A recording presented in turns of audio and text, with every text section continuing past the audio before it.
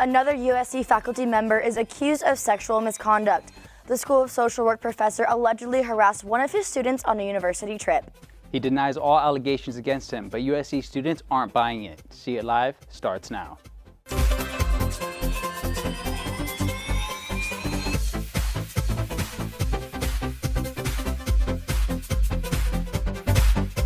A graduate student has filed a lawsuit against USC and her former professor claiming she was sexually harassed. Good evening, I'm Hannah Wing. And I'm Brian Redhead. Carissa Fenwick's professor says his student is, quote, taking advantage of a serious issue to continue her life of white privilege.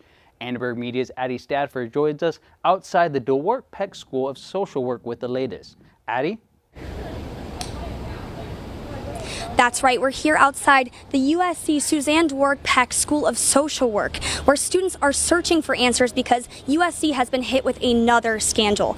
Associate Professor Eric Guerrero has been accused of sexual harassment by a graduate student by the name of Carissa Fenwick. She came out this morning in a press conference saying that she's filed a lawsuit against the professor and the university. Now, she claims that this alleged sexual harassment happened this past January at an academic conference in New Orleans. There's also been reports that another student could possibly have been sexually harassed by this professor starting in 2011. Now, reporter Lauren Floyd was sent out on the press conference this morning and actually got the chance to speak with Fenwick. Lauren has more on the story.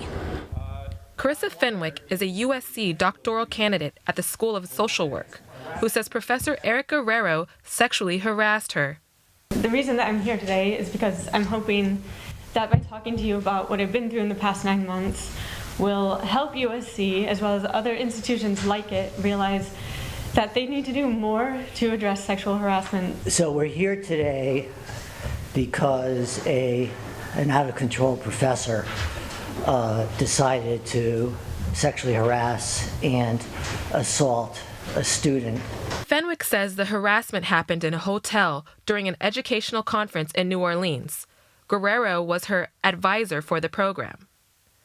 USC suspended Guerrero from teaching and interacting with students and says it is looking further into the case to see if more action should be taken. I thought, okay, now they know about who he is and they've acknowledged what he's done, and they're going to do something about it, and I'm going to be able to get back on with my life.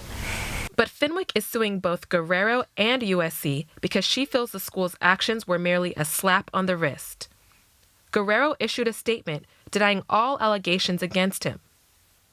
It is sad to see that some people take advantage of a serious issue to continue their lives of white privilege.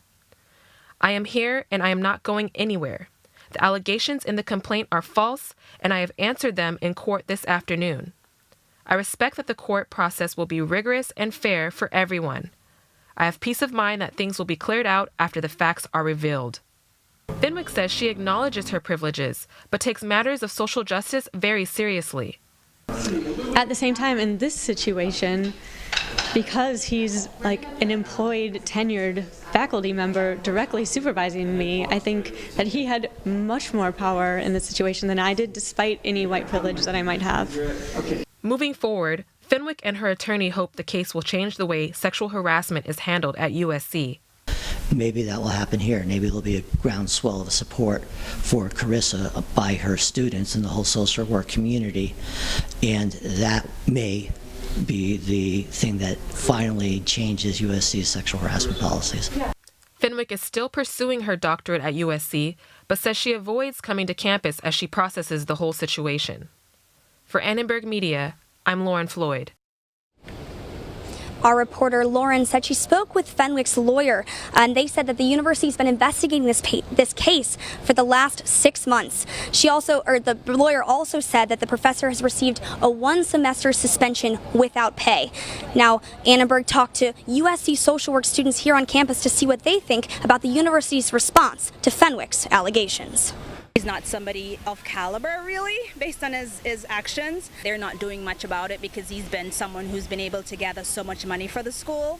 I think we should keep exploring, especially as social workers. It's very important for us to kind of support her through this process. We should be able to feel protected and safe and supported when we have concerns, especially about the faculty that we are paying to educate us. I believe strongly in the ethics of social work, and to find out that one of our esteemed faculty members was accused of sexually harassing a student is very concerning for me, and I would like to see more of a response from the administration. Annenberg Media received an email from an anonymous research assistant who claims to have worked with Professor Guerrero. They said, quote, "Based on my interaction with him for years, I would say he's a great person," end quote. We also spoke with the university, who said they did impose a financial penalty on Guerrero. They also said that they banned him from any leadership positions here at USC, and they said that they banned him from teaching for the current academic year and beyond that as well. The university also says that they are still investigating, especially in light of the press conference today. We also reached out to Professor Guerrero himself, who completely denies all of these allegations. Now, we'll keep you updated on this story throughout the broadcast, but until then, reporting from the School of Social Work for Annenberg Media, I'm Addie Stafford. Back to you. Thanks for that live report, Addie. Students and faculty are required to take online training courses for sexual harassment and assault. With more on that, let's head over to Annenberg Media's Jeff Dubroff live in the newsroom. Jeff? Thanks, Hannah. In an effort to educate students and faculty, the Title IX office puts together material to prevent sexual harassment. Students are required to take an online course called Think About It. It is a training program that students are required to take upon enrolling at the university. However, several student groups, such as Trojans Against Sexual Assault, do not think it is enough. I think the problem with USC's required Title IX guidance, Think About It and Talk About It, is that it's not consistent. It's for one semester and you spend 4 years here. And it's easy to mute, it's easy to skip. I've interviewed many people about it and what they think about it, and they say they mute it and just try to get it over with as soon as possible. So I don't think it's very effective. Other students who have taken it agree that they don't take it seriously. It was more going through the motions, just kind of yes or no answers and just pressing the buttons. Students are not the only people on campus taking a sexual harassment training course. Faculty and staff are required as well. However, their training is different. While students take the test just once, faculty and staff are required by California law to complete their training every 2 years. The course addresses specific issues like sexual assault, domestic violence, intimate partner violence, stalking, and bystander intervention. The Title IX office has resources for both students and faculty. They have handbooks online outlining their policies at equity.usc.edu. Brian, back to you in the studio. Thank you for that, Jeff. Sexual violence, including cases of rape, have been on the rise in the Trojan community in the recent years. Using data from DPS and the LAPD, USC Annenberg Media previously found 34 rapes and sexual assaults as of November 2016. This is more reported rapes than in any of the previous 5 years. There have been already 12 reported sexual offenses so far this semester and 11 sexual offense cases in spring 2017. We spoke with an expert about these crimes. Perpetrators tend to be serial perpetrators. It's not that we've got a gazillion people out there committing sexual harassment or sexual assault. We've got some very few people who are very good at doing this and good at getting away with it. You have to make a climate that doesn't tolerate that kind of behavior. So that means that when people report it, those reports are taken seriously and and is investigated. And then that appropriate sanctions are taken. DPS has posted on their website the procedures to follow if you have been a victim of sexual assault. First, go to a safe location. Preserve all physical evidence of the assault. Do not shower, bathe, douche, eat, drink, wash your hands, or brush your teeth until you have had a medical examination. Get medical help as soon as possible. Call a trusted friend, family member, or someone who can provide emotional support. And call DPS, LAPD, the Relationship and Sexual Violence Prevention Service known as RSVP, and the Santa Monica Rape Treatment Center. We want students to take care of each other and make smart choices. Take that sober friend with you. Watch out for each other. Don't drink shots. Don't drink a drink that you didn't see made. Make smart choices. Reduce the opportunity to be taken advantage of. Chief Carlisle wants to emphasize that a student should not be afraid to report any sexual misconduct, even if he or she has been drinking and is underage. As we reported early in our broadcast, Carissa Fenwick is suing USC and Professor Eric Guerrero, accusing him of sexual harassment. Right now, we have more on what Fenwick had to say this morning.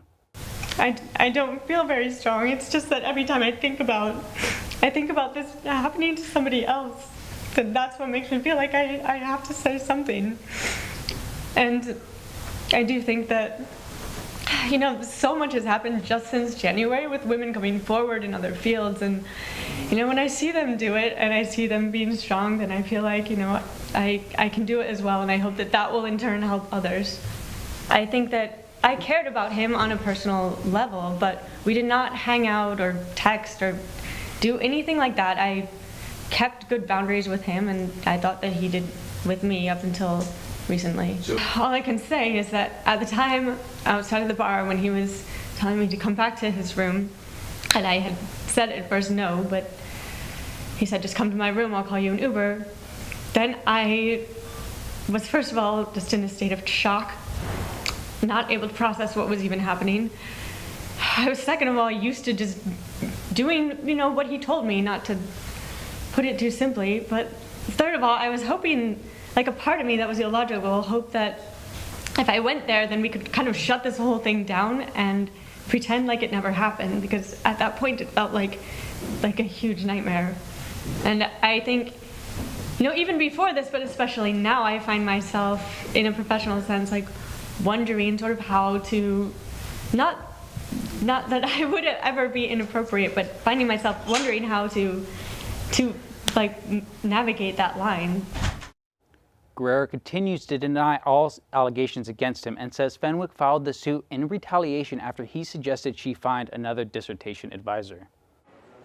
Assault and harassment are often used interchangeably to describe sexually aggravated offenses. Even though these terms are often swapped, they actually have very different meanings. According to the Department of Justice, sexual assault is any type of sexual conduct that occurs without the explicit consent of the recipient. Sexual assault includes rape, forcible sodomy, and child molestation. Sexual harassment is more of a gray area and encompasses anything from unwanted sexual advances to requests for sexual favors or inappropriate sexual comments. Amid sexual allegations on campus and in Hollywood, there's a new case involving veteran journalist. Less than a day after he was accused of sexual harassment, political analyst Mark Halperin is out at MSNBC. Halperin was a frequent contributor to both NBC News and MSNBC. 5 women allege Halperin sexually harassed them for more than a decade ago while he was a political director for ABC News.